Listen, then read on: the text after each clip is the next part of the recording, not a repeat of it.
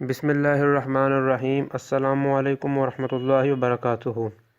محترم سامعین و ناظرین، آپ دیکھ رہے ہیں زویا لائف ہیلتھ کیئر اور میں ہوں آپ کا ہوسٹ۔ آج میں آپ کو نیک بننے کا عمل اور کسی کو نیک بنانے کا عمل بتانے جا رہا ہوں۔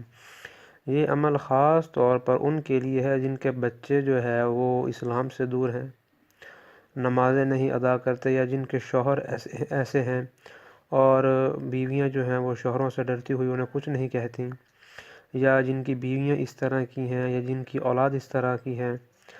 تو ایک اللہ تعالیٰ کا اسم ہے یا مؤخر ہو۔ اس کا مطلب یہ ہے کہ اے پیچھے کرنے والے۔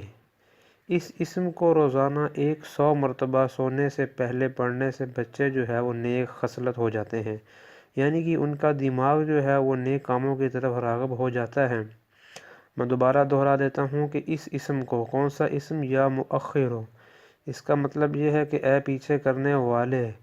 اس اسم کو روزانہ 100 مرتبہ سونے سے پہلے پڑھنے سے بچے جو ہے وہ نیک خصلت ہو جاتے ہیں، ان کا دماغ نیک کاموں کی طرف لگ جاتا ہے، دل میں سکون پیدا ہوگا، برائیاں دور ہو جائیں گی، اللہ کہ نیک بندوں جیسی صفات پیدا ہوں گی، اور اللہ کی یاد کی طرف بے پناہ جو ہے وہ رغبت پیدا ہوگی۔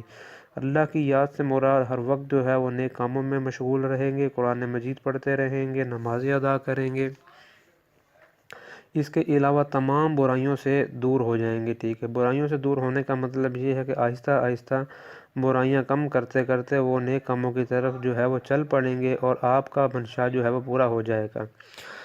اگر آپ کو ہمارا یہ وظیفہ پسند آیا ہو، تو اگر آپ کے علم میں اضافہ ہوا ہو تو ہمارے چینل کو سبسکرائب کریں، لائک کریں، شیئر کریں۔ السلام علیکم ورحمۃ اللہ وبرکاتہ۔